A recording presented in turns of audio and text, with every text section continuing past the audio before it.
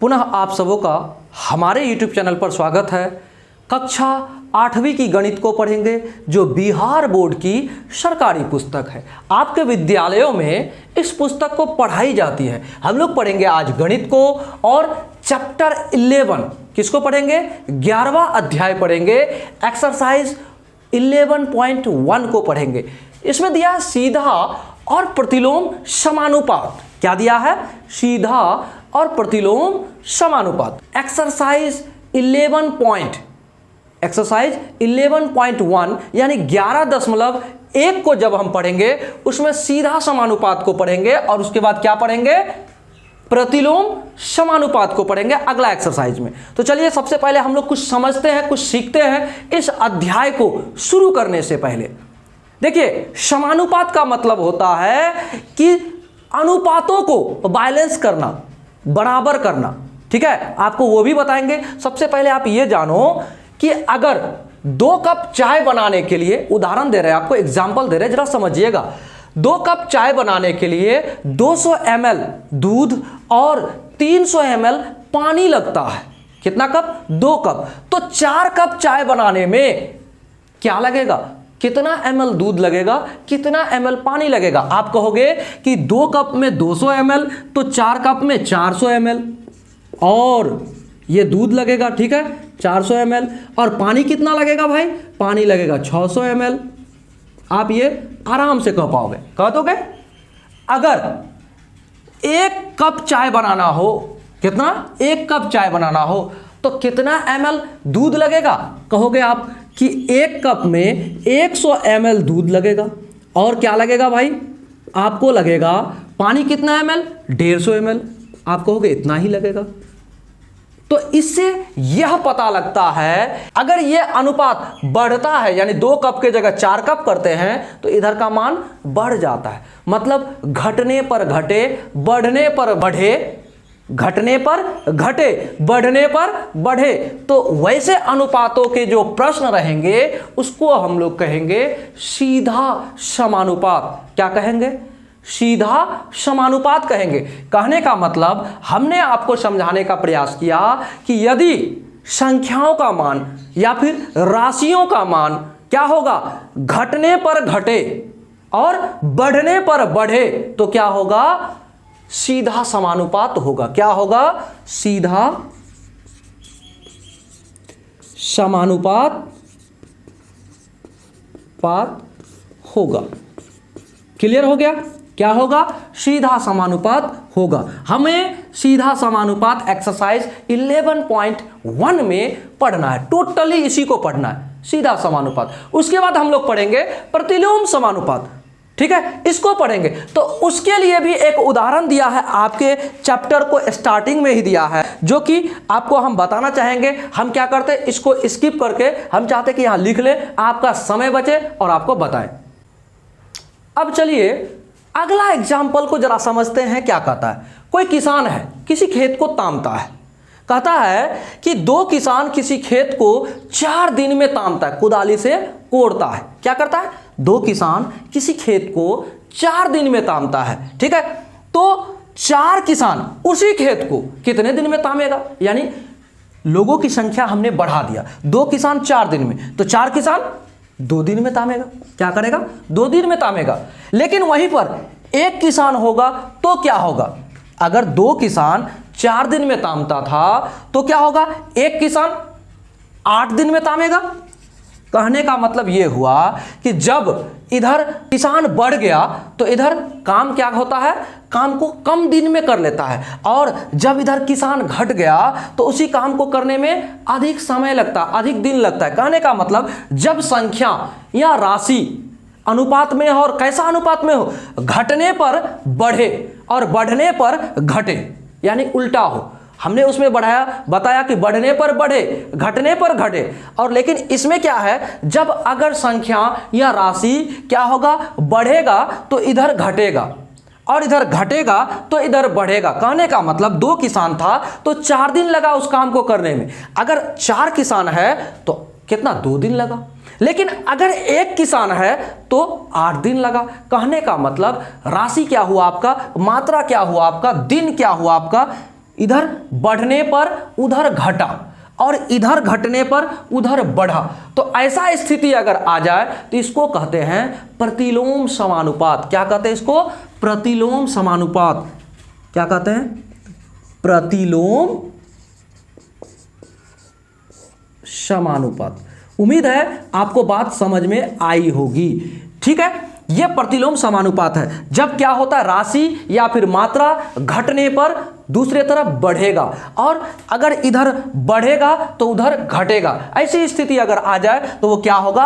प्रतिलोम समानुपात होगा। उम्मीद है आपको समझ में आ गया होगा। और सीधा समानुपात में होता क्या है, जब राशि या संख्या का मान बढ़ जाए तो अगले तरफ का मान भी बढ़ जाएगा, अगर इधर घट जाए तो अगले तरफ का भी मान घट जाएगा। तो ऐसा स्थिति आ जाए तो वो क्या होगा? सीधा समानुपात होगा। उम्मीद है आपको समझ में आ गया होगा। अब चलिए प्रश्न की ओर बढ़ेंगे समानुपात को समझते हुए। ठीक है, एक्सरसाइज 11.1 को आराम से, बेहतरीन ढंग से, बिल्कुल आसान तरीके से समझेंगे। चलिए इसको मिटाकर आपको बताते हैं। प्रश्न को शुरू करने से पहले हम आपको एक बात बताना चाहते हैं कि आपने अनुपात पढ़ा होगा। अनुपात होता क्या है? जैसे आप एक एग्जाम्पल देखो, आपको जरूर समझ में आएगा अनुपात और समानुपात। अनुपात होता है दो संख्या या फिर दो राशियों की तुलना करना। क्या होता है? बैलेंस करना। क्या होता है?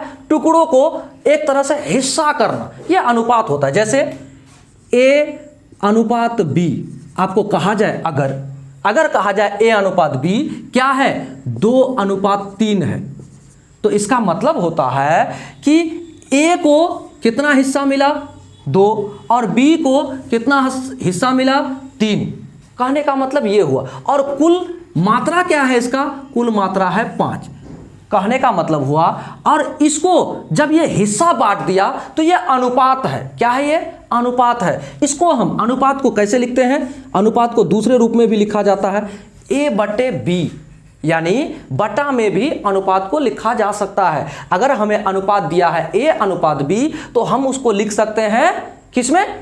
A/B के रूप में। अर्थात हमें 2 अनुपात 3 अगर दिया हुआ है तो इसका मतलब हुआ कि 2/3, ऐसे हम इसको कह सकते हैं। कहने का मतलब ये हुआ, हमें दिया है A के हिस्सा में 2 और B के हिस्सा में 3।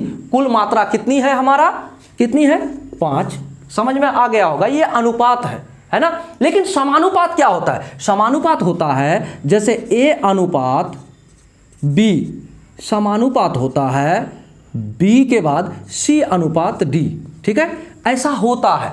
इसको हम किस रूप में लिख सकते हैं? जरा इसको आप बेहतरीन ढंग से समझिए, क्योंकि आगे जो प्रश्न होगा ना इसी पर है, ताकि आप समझ पाओ कि आगे ऐसा क्यों करेंगे और हल किस तरह से करेंगे। ठीक है, तो इसको समझो। इसको हम लिख सकते हैं, देखिए ये अनुपात है, ये भी अनुपात है, और बीच में जो है डबल डॉट है ना, डबल जो दिया है अनुपात में, तो अनुपात अनुपात समानुपात मतलब क्या है? A/B बराबर होगा C/D।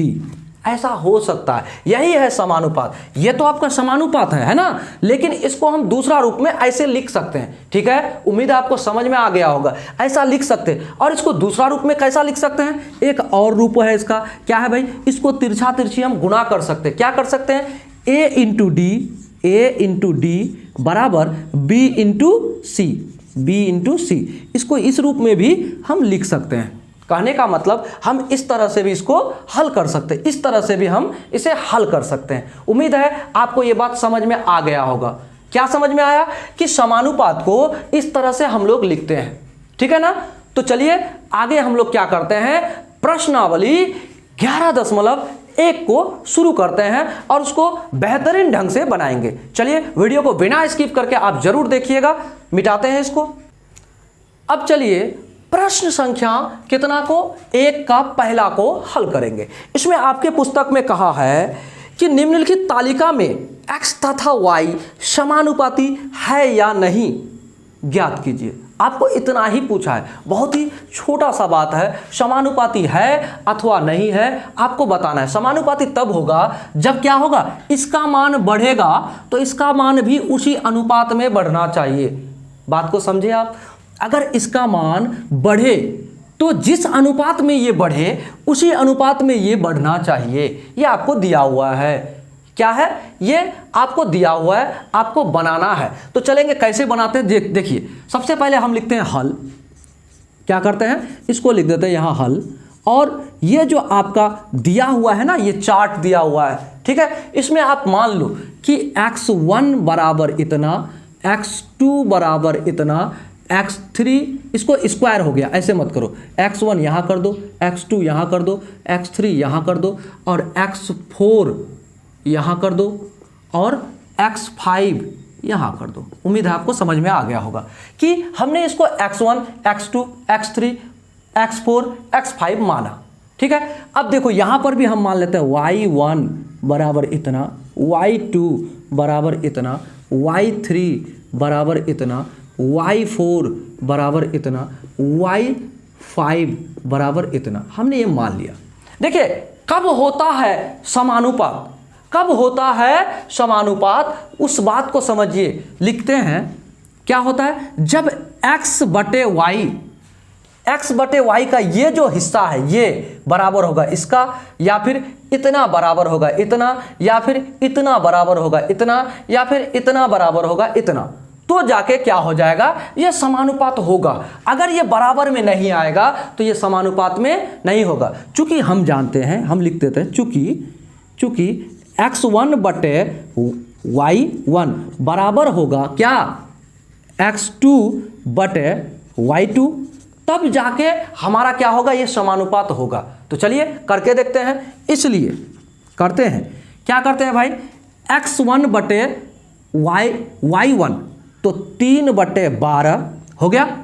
तो 3/12 क्या हुआ, x1 बटे y1 बराबर, इसको काटते हैं, 3 एकम 3 और 3 चौका 12, 3 एकम 3, 3 चौका 12 बराबर आ गया हमारा क्या, ये आया हमारा, ये तो हमारा फॉर्मूला है, ये आया x1 बटे y1, ठीक है। यहाँ कर देते थोड़ा सा दूर में, x1 बटे y1 बराबर हो गया इतना, बराबर क्या आ गया हमारा, 1/4 आ गया।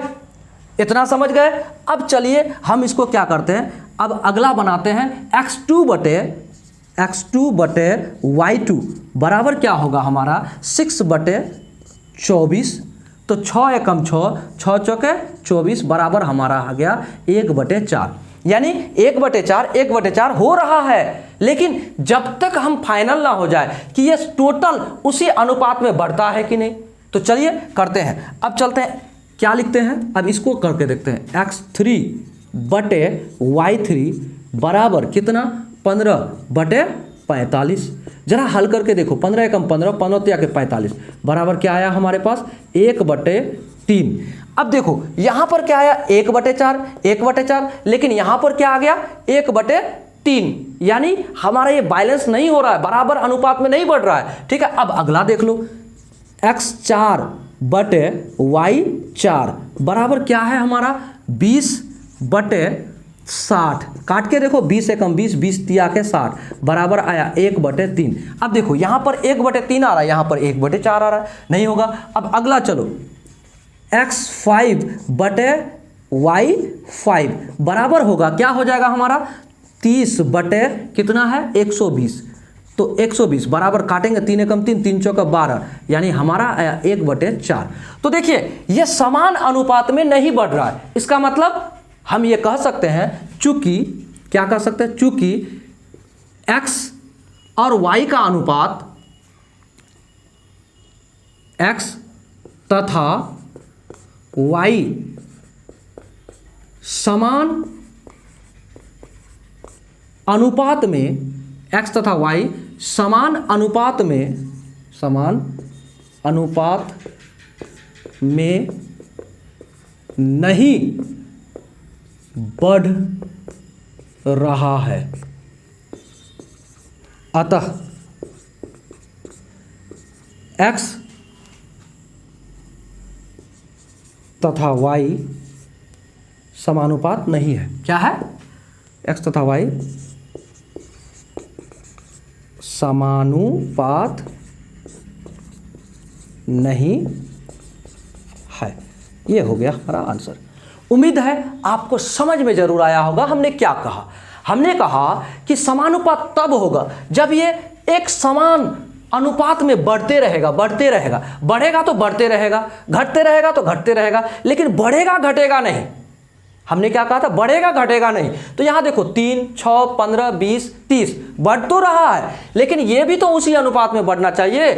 तो यहां देखिए 12, 24, तो ये तो बढ़ा, अनुपात में बढ़ा, लेकिन यहां पर 3 गुना, देखिए यहां 4 गुना चल रहा था, लेकिन यहां 3 गुना आ गया, यहां पर 3 गुना आ गया, तो ये नहीं बढ़ा समान अनुपात में। कहेंगे x तथा y समान अनुपात में नहीं है, नहीं बढ़ रहा है, तो नहीं है तो नहीं बढ़ रहा है, इसका मतलब x तथा y समानुपात नहीं है। क्लियर हो गया, हमारा आंसर हो गया। अब चलिए प्रश्न संख्या इसी का दूसरा को बनाते हैं। अब चलिए प्रश्न संख्या 1 के ही दूसरा प्रश्न को भी हल करते हैं। इसमें भी हमें वही बताना है कि x तथा y समानुपात में है कि नहीं, यही बताना है। प्रश्न कहता है x तथा y समानुपात है अथवा नहीं, ये आप बताओ। तो आप कैसे बताओगे? आपको हमने बताया कि आप इसको मान लो। क्या मानो? इसको मानो x1 यहाँ कर दो, x1 बराबर इतना और x2 बराबर इतना, x3 बराबर इतना, x4 बराबर इतना मान लो, ठीक है। और क्या करो, y1 बराबर इतना, y2 बराबर इतना, y3 बराबर इतना, y4 बराबर इतना। चूंकि हम जानते हैं, क्या जानते हैं? हम जानते हैं अगर समानुपात होगा तो क्या होगा? चूंकि हम जानते हैं x1 बटे y1 बराबर होगा, क्या होगा? बराबर होगा x2 बटे y2। अगर ऐसा हो जाए, इस अनुपात में आ जाए, बराबर में आ जाए, यानी ये बराबर इसका या फिर ये बराबर इसका या फिर ये बराबर इसका, ये हो जाए तो क्या होगा? ये समानुपात में है। अगर ऐसा नहीं है तो नहीं है समानुपात में, ये हमें सिद्ध करना है। अगर इस पर हम चलते हैं तो क्या करेंगे? पहले हम क्या करते हैं, x1 बटे y1 को लेकर देखते हैं। क्या करेंगे? x1 बटे y1 बराबर क्या होगा भाई हमारा? 1 बटे कितना? 1.5। इसको सरल करोगे तो क्या होगा? इसको सरल करो, ये 0 पॉइंट को अगर दशमलव को उड़ाओगे तो ऊपर में क्या होगा? 10 से गुना होगा। क्या होगा? ऊपर में 10 से गुना होगा। हो गया, एक अंक है ना, पॉइंट को उड़ाओगे तो ऊपर में 1 आ गया, और एक अंक है तो यहाँ 10 यानी 0 आ गया, 10 हो गया। तो काट के देखो, 5 दूनी के 10, 5 तिया के 15 बराबर हमें प्राप्त हुआ 2/3 आ गया। अब जरा इसको हल करो, क्या है? x2 बटे y2 बराबर क्या होगा? जरा देखो, 3 बटे कितना है भाई? 4.5। इस दशमलव को उड़ाएंगे तो क्या होगा? ऊपर में गुणा होगा, 1 होगा, और ये 0 आ गया। क्यों? क्योंकि ऐसा होगा। तो अब देखो क्या हो जाता है, इतना बराबर होता है 30 बटे 45। तो देखो 15 के 15, 15 दूनी के 30, 15 तिया के 45 बराबर 2/3, यानी इसके बराबर ये आ रहा है, समान अनुपात में है ये। चलो आगे देखते हैं, ये x3 बटे y3 बराबर क्या होगा हमारा? 9 बटे कितना? 13.5। इसको जरा उड़ाओगे तो गुना 10 होगा, बराबर हमारा क्या आ गया? इधर हो गया 90 और नीचे आ गया हमारा 135। जरा काट के देखो क्या आता है। 45 दूनी 90, 45 दूनी 90, 45 तिया 135 बराबर हो गया हमारा कितना? 2/3। यानी कि अभी तक इतना हमारा समान अनुपात में चल रहा है, ठीक है। इतना समझ में अगर आ गया तो जरा x4 बटे y4 करके भी देख लेते हैं। अब x4 बटे y4 बराबर करके देखते हैं, 20/30 यही अनुपात में है। तो 20 1 10 दूनी 20, 10 तिया के 30 बराबर हमें आया 2/3। यानी कि हमारा जो अनुपात है ये समान अनुपात में आ गया। तो हम कहेंगे, क्या कहेंगे? चूंकि x1 बटे y1 बराबर क्या है? x2 बटे y2 बराबर क्या है? x3 बटे y3 बराबर x4 बटे y4 है ना, इसी अनुपात में है। तो हम कह सकते हैं अतः x तथा y क्या है? समान अनुपात में है। y समानुपात है, एकदम है। हमारा ये आंसर हो गया फाइनल। देखिए ये अनुपात में बराबर रूप से है, समान अनुपात में है, तो समान अनुपात में हमने तो क्लियर भी कर दिया, इतना बराबर इतना, इतना बराबर इतना है, हमने सिद्ध किया, देखो कर दिया। तो देखिए इस तरीके से कॉन्सेप्ट को बनाएंगे अगर आप, तो आपका नंबर नहीं कटेगा एग्जाम में। उम्मीद है आपको समझ में जरूर आ रहा है। वीडियो को लाइक करते हुए अपने दोस्तों को शेयर जरूर कीजिए। चलिए अगला प्रश्न को 2 नंबर का जो है उसको भी हल करते हैं। अब चलिए प्रश्न संख्या 2 को हल करते हैं। प्रश्न संख्या 2 में कहता है टाइपिंग की परीक्षा पास करने के लिए कम से कम 30 शब्द प्रति मिनट, यानी 1 मिनट में 30 शब्द टाइप करने होते हैं। टाइपिंग की परीक्षा को पास करने के लिए क्या कहता है, 1 मिनट में 30 शब्द क्या करना होता है, टाइप करना होता है। एक परीक्षार्थी को पास होने के लिए आधे घंटे में कम से कम कितने शब्द टाइप करने होंगे। यहां पर शब्द और समय दोनों को आप मान लो, x तथा y। तो लिखते हैं माना टाइपिंग की परीक्षा पास करने के लिए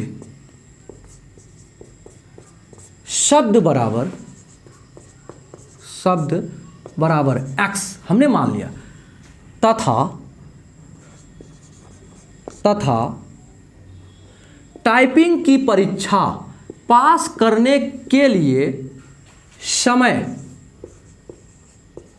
बराबर y हमने मान लिया। कितने शब्द, x शब्द और समय इतना y, ठीक है, मान लिया। तो लिखते हैं प्रश्नानुसार क्या करते हैं, हम सारणी बनाते हैं, ठीक है।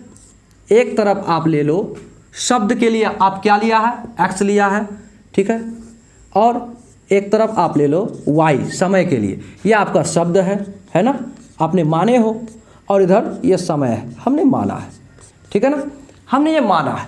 तो सबसे पहले आप ये देखो कि कहता है प्रश्न में कि 30 शब्द वो टाइप करते हैं कितने मिनट में, 1 मिनट में। करता क्या है, 30 शब्द, यानी शब्द बराबर x है, तो हम कहते हैं 30 शब्द वो कितने मिनट में करता है टाइपिंग, तो 1 मिनट में।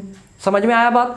और कहता है कि 30 मिनट में इतना, तो कहते हैं आधे घंटे में, आधे घंटे मतलब 30 मिनट, 1 मिनट में इतना, तो 30 मिनट में कितना, 30 मिनट में कितना कहता है, तो ये 30 मिनट में व्हाट है ना, यही कहता है। अगर आप ऐसे सारणी बना लोगे ना, तो आपका मैथ लगभग सॉल्व हो जाएगा, आसान हो जाएगा। कैसे हो जाएगा जरा देखो कैसे होगा।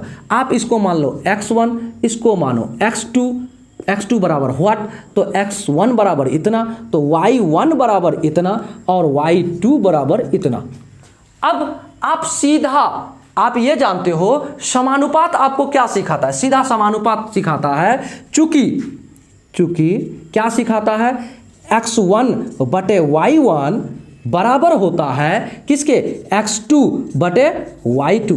आपने ये सीखा है, ये होता है सीधा समानुपात में। तो आप क्या करो, इस पर आप इसको बैठा दो और आपका सरल हो जाएगा। इसलिए क्या करेंगे, x1 हमारा है 30, ठीक है, और y1 क्या है हमारा 1 बराबर क्या है भाई, x2 हमारा कुछ नहीं है, तो x2 रहने दो, और y2 हमारा है 30, ठीक है।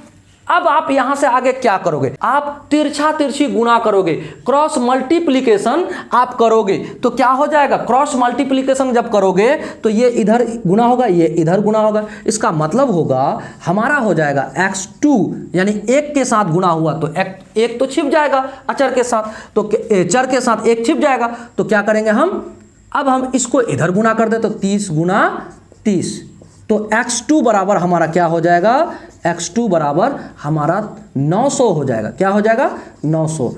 तो कहने का मतलब यहाँ x2 हमने माना था, अब कितने शब्द देखिए, यानी x का क्या माना है, शब्द माना है, और कहता है कितने, 30 मिनट में, 30 मिनट में कितने शब्द, तो हम कह सकते हैं कि 900, हमारा x2 बराबर 900 आ गया। तो हम क्या कहते हैं, अतः टाइपिंग की परीक्षा पास करने के लिए, टाइपिंग की परीक्षा पास करने के लिए करने के लिए कितने 30 मिनट में 900 शब्द टाइप करने होंगे।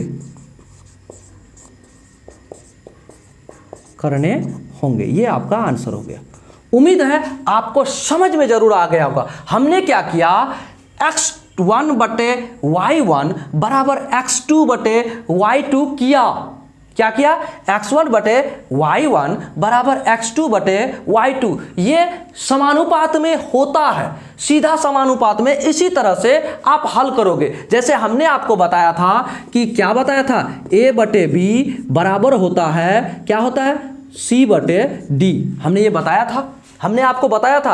अगर ऐसा होता है तो इसी रूप में तो है, जरा देखो ना, इसी रूप में तो है, इसी रूप में है। तो इसी रूप को हमने क्या किया, यहां पर x1 बटे y1 बराबर क्या कर दिया, x2 बटे y2, इसी रूप में दिया। अब जरा यहां देखो, हमने यहाँ क्या किया, x1 हमारा है 30 और y1 हमारा है 1 और x2 हमारा है वाट, हमें ज्ञात करना था। और क्या किया, और y2 हमारा था 30। उसके बाद वज्र गुणन किया हमने, क्रॉस मल्टीप्लिकेशन किया हमने। क्या किया, यहां से यहां गुणा, यहां से यहां गुणा, तो इसको इधर गुणा किए तो 1 के साथ गुणा होकर x2 रह गया, और इधर ये इसके साथ गुणा होकर 3 900, ये हो गया x2 बराबर 900। तो हमें कहा था, यहां पर आ गया मेरा 900। इसका मतलब ये हुआ, अतः टाइपिंग की परीक्षा पास करने के लिए 30 मिनट में 900 शब्द टाइप करने होंगे। उम्मीद है आपको समझ में आ गया होगा। अगर अभी तक वीडियो को लाइक नहीं किए हैं तो लाइक जरूर कीजिए, अपने दोस्तों को शेयर जरूर कीजिए। चलिए अगला प्रश्न को भी हल करते हैं। अब चलिए अगला प्रश्न को हल करते हैं, प्रश्न संख्या 3। आप भी समझो, प्रश्न को पढ़कर आप अगर प्रश्न को समझ गए तो आप बनाने के लिए सफल हो जाओगे मैथ्स को, क्योंकि मैथ्स को समझिए पहले, उसके बाद हल करो। ठीक है, चलिए देखते हैं। मुकुंद के पास एक सड़क का मानचित्र है। किसका, सड़क का नक्शा है, मानचित्र है। कहता है जिसके पैमाने में 1 सेंटीमीटर की दूरी 15 किलोमीटर निरूपित करती है। क्या करती है, अगर नक्शा में 1 सेंटीमीटर है, अगर वो नक्शा में 1 सेंटीमीटर है तो वास्तविक दूरी वो कितना तय करता है, वो 15 किलोमीटर जाता है। ठीक है, 15 किलोमीटर करता है। ठीक है, अब उसके बाद कहता है गांधीनगर से जाकिर हुसैन सर्कल तक जाने वाली सड़क यदि 75 किलोमीटर है, कितना किलोमीटर है, 75 किलोमीटर है। ठीक है, अगर 75 किलोमीटर है तो मानचित्र में उसे कितने सेंटीमीटर में निरूपित किया जाएगा। इसका मतलब ये हुआ, समझ में आ गया बात, यहां कितने सेंटीमीटर में निरूपित करना होगा। तो हम क्या करते हैं, सबसे पहले प्रश्न को मानते हैं। क्या मानेंगे, सेंटीमीटर और किलोमीटर को मान लेते हैं एक्स वाई। ठीक है, माना पैमाने में सेंटीमीटर, कितना सेंटीमीटर मीटर, तो सेंटीमीटर बराबर हमारा x। ठीक है, और किलोमीटर, जो आपका किलोमीटर दिया हुआ है जिसको निरूपित करता है उसको मान लेते हैं, तथा पैमाने में किलोमीटर मीटर बराबर y हमने मान लिया। तो क्या करोगे आप, सबसे पहले आप ये चौखुट गोला घेरा आप बना लो। क्या बनाओगे आप, इस ऐसा आप प्रश्न अनुसार करो, प्रश्नानुसार आप क्या करोगे, आप ऐसे बनाओगे x तथा y के लिए। क्या बनाओगे, सबसे पहले x लो, यहां y लो। ठीक है, आपका x क्या है, सेंटीमीटर। तो कहता है कि 1 सेंटीमीटर बराबर 15 किलोमीटर, किलोमीटर y है। तो आप सबसे पहले 1 सेंटीमीटर, यानी कि 1 सेंटीमीटर बराबर 15 किलोमीटर है ना। अब उसके बाद कहता है, क्या कहता है भाई, आपको कहता है यदि 75 किलोमीटर हो, 75 किलोमीटर हो तो पैमाने में कितना सेंटीमीटर होगा, यानी ये वाट बोल रहा है। ये प्रश्न आपको ज्ञात करने बोलता है, इसका मतलब यही है कि ये आपको ज्ञात करने बोलता है सेंटीमीटर। तो हम इसको मानेंगे x1, इसको मानेंगे y1, तो x1 बराबर इतना, y1 बराबर इतना। अब x2 बराबर वाट और y2 बराबर इतना हमें दिया हुआ है। चलिए हमने ग्राफ बना लिया। क्या किया हमने? ग्राफ बनाने के लिए इस तरह से निरूपित कर दिया। अब इसको हम शुरू करेंगे। कैसे? हम जानते हैं, क्या जानते हैं भाई? हम जानते हैं, चूंकि जानते हैं कि अगर ये समानुपात है तो कैसे होगा? समानुपात वाला मैथ है तो हम इसको हल करेंगे। x1 बटे y1 बराबर होता है, क्या होता है? x2 बटे y2। क्योंकि आप समानुपात के बारे में पढ़े हो, क्या होता है? a बटे b बराबर होता है c बटे d। आप इस चीज़ को पढ़ चुके हो, आप इस चीज़ को जान चुके हो। वीडियो के शुरू में ही हमने बताया था कि ये होता है समानुपात में। तो चलिए इसी पर बैठाकर हम इसको बनाएंगे। इसलिए हमारा x1 क्या है? 1 बटे क्या है भाई? y1 15 और बराबर होगा x2 बटे क्या होगा? 75। तो अब आप क्या करोगे? इसको इधर गुणा करो, इसको इधर गुणा करो, तिरछा तिरछी गुणा, तो बराबर हो जाएगा हमारा 15 x2 बराबर होगा इधर 75। अब इसके साथ गुणा हुआ तो 75। अब x2 बराबर होगा 75 बटे 15। अगर आप काटोगे 15 5 75, यानी कि हमारा x2 क्या आ गया? इसलिए x2 बराबर हुआ हमारा कितना? 5। यानी 75 किलोमीटर अगर जो दूरी है पैमाने पर वो कितना सेंटीमीटर में होगा? ओनली 5 सेंटीमीटर में होगा। हम कहेंगे प्रश्न जिस तरह से कहता है कि मानचित्र में उसे कितने सेंटीमीटर से निरूपित किया जाएगा, तो हम कहेंगे अतः 75 किलोमीटर को मानचित्र में 5 सेंटीमीटर में निरूपित किया जाएगा, निरूपित किया जाएगा। उम्मीद है आपको समझ में जरूर आ गया होगा। हमने क्या बताया कि हमने पहले ही क्लियर कर लिया कि सेंटीमीटर हमारा x है और किलोमीटर हमारा y है। तो हमने क्या किया? उसके हिसाब से इसको बैठा लिया। क्या कर लिया? हमने इसको पैमाने पे बैठा लिया। किस तरह से? x1 हमारा हो गया 1 और y1 हो गया 15। हमने उसी तरह से बैठाया और बैठाने के बाद हमने क्या किया? क्योंकि हम जानते हैं कि x1 बटे y1 बराबर होता है x2 बटे y2, तो हम इस फॉर्मूले पर बैठा दिया और हमारा x2 निकल गया। जब निकल गया तो हम कह सकते हैं कि 75 किलोमीटर को पैमाने के जो मानचित्र है उसमें 5 सेंटीमीटर से निरूपित किया गया होगा। तो ये हमारा आंसर हो गया। तो चलिए अगला प्रश्न को भी हल करते हैं। अब चलिए अगला जो प्रश्न है उसको हल करते हैं। कहता है यदि 25 मीटर कपड़े का मूल्य 337 रुपये 50 पैसे हो तो उसी प्रकार के 60 मीटर कपड़े का मूल्य क्या होगा? नंबर 1। दूसरा बात कहता है 1600 रुपये में इस तरह के का कितनी लंबाई का कपड़ा खरीदा जा सकता है? हमें ये 2 प्रश्न पूछा गया है 4 नंबर। तो 4 नंबर का 1 नंबर को सबसे पहले हल करेंगे। क्या करेंगे?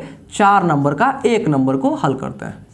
तो 1 नंबर में सबसे पहले माना कपड़े का मूल्य और कपड़े की लंबाई, इसी को हम पहले सबसे पहले मान लेंगे। क्या करते हैं? कपड़े की लंबाई और कपड़े का मूल्य को अगर हम मान लेते हैं तो हम आराम से इसको निकाल पाएंगे, बना पाएंगे।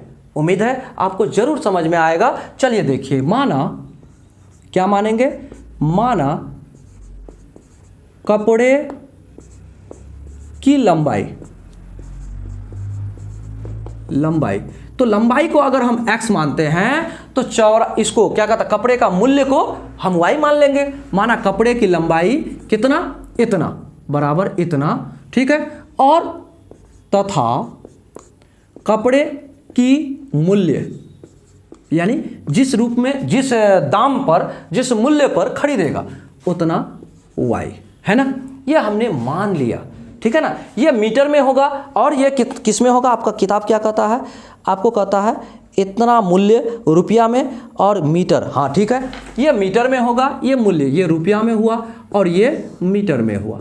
उम्मीद है आपको समझ में जरूर आया होगा, ठीक है। ये मीटर में और ये किस में? रुपया में, मूल्य लंबाई, है ना। अब चलो हम क्या करते हैं, प्रश्नानुसार बनाते हैं।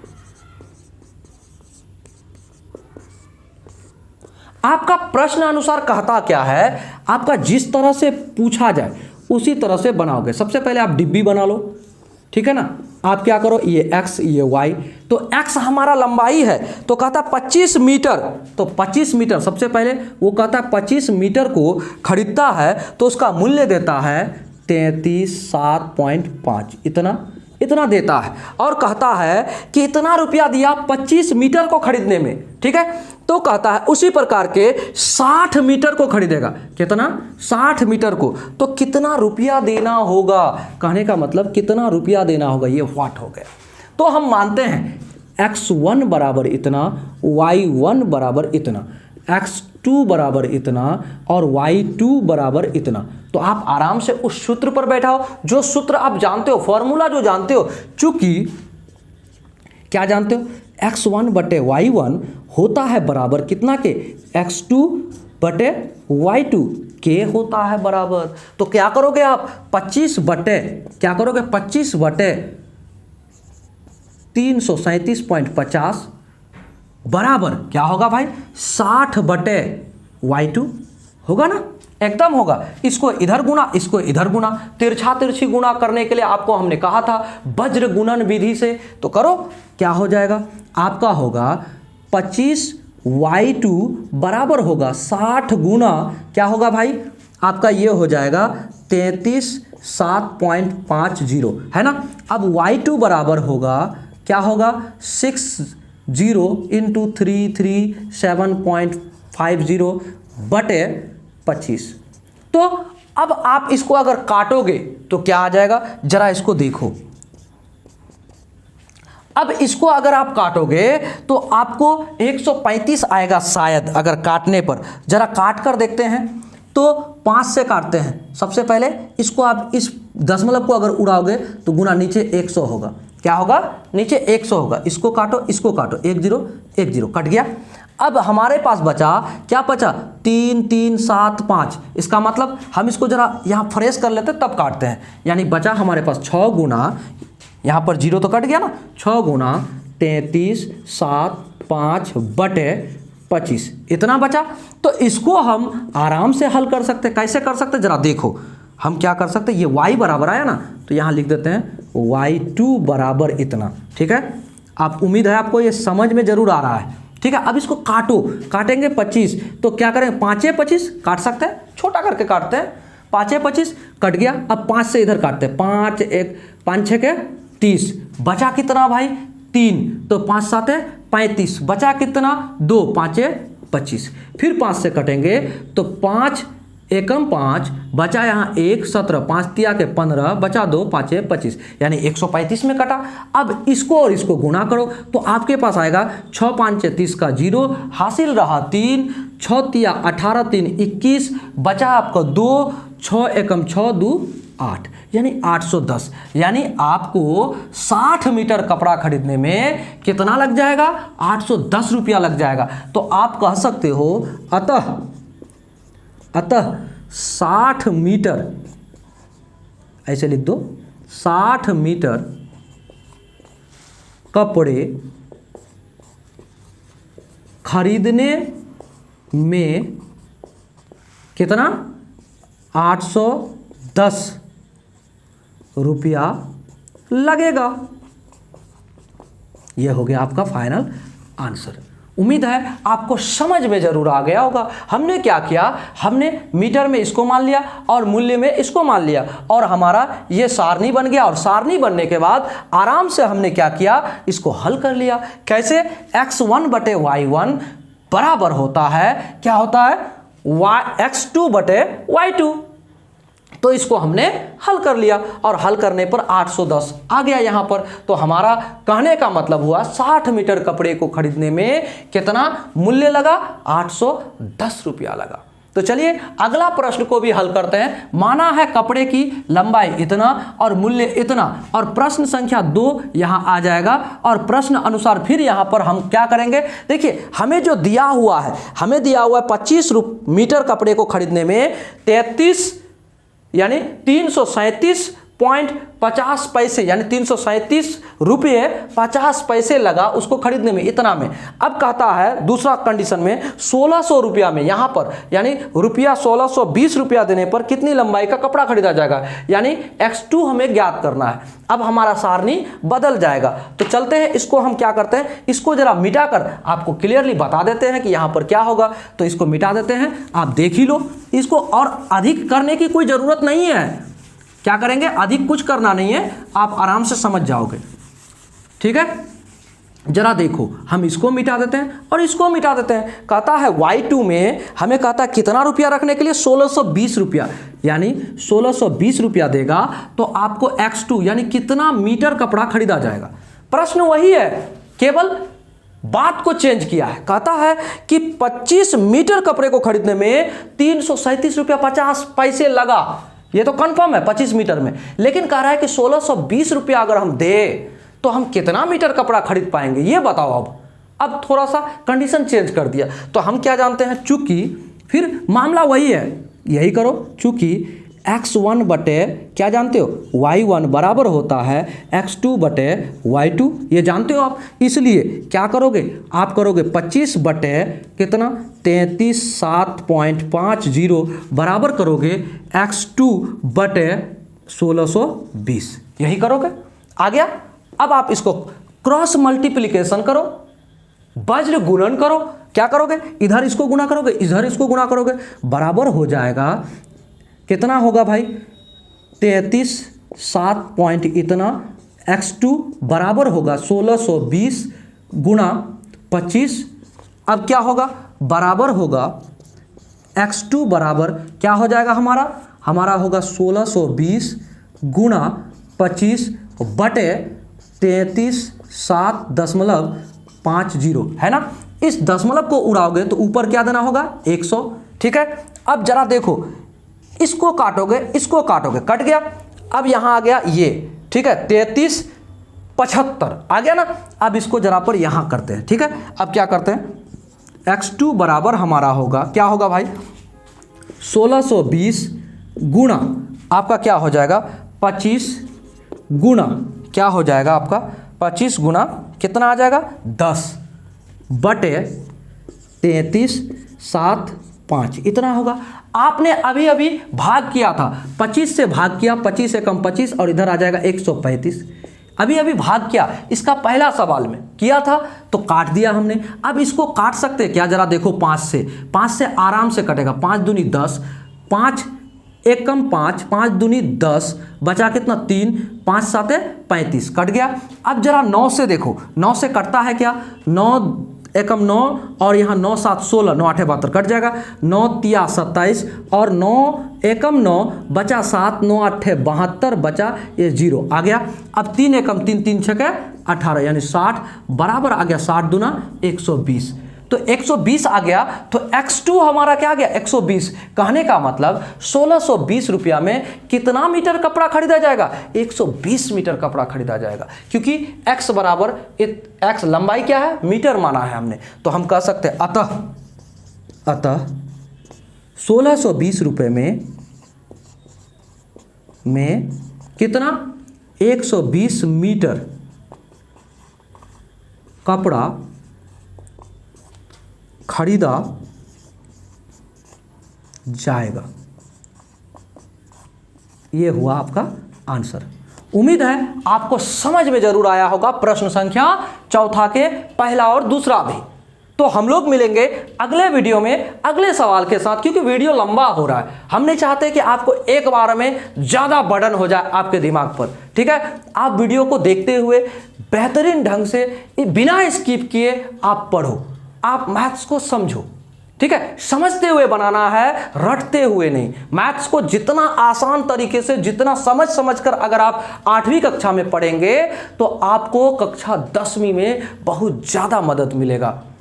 तो उम्मीद करेंगे कि आपको वीडियो पसंद आई होगी, और पसंद आए तो लाइक करते हुए आप अपने दोस्तों को जरूर शेयर करें। वीडियो को कमेंट करें कि आपको कैसा लगा, आपको मैथ समझ में आया कि नहीं। ठीक है, और आप क्या करोगे, अगला प्रश्न को हल करने का प्रयास करते हुए आप कमेंट करोगे कि आपको मैथ्स बनता है। इस मैथ्स को देखते हुए आपको मैथ्स बनता है। कंटिन्यूअसली हम पढ़ा रहे हैं, एक्सरसाइज 1.1 से लेकर अब तक 11.1 बना रहे हैं, और कुछ ही दिनों में हम इस पूरे पुस्तक को बनाकर आपके वीडियोस को डाल देंगे और कक्षा 9, 10 सबके प्रश्नों को डाला जाएगा इस चैनल पर।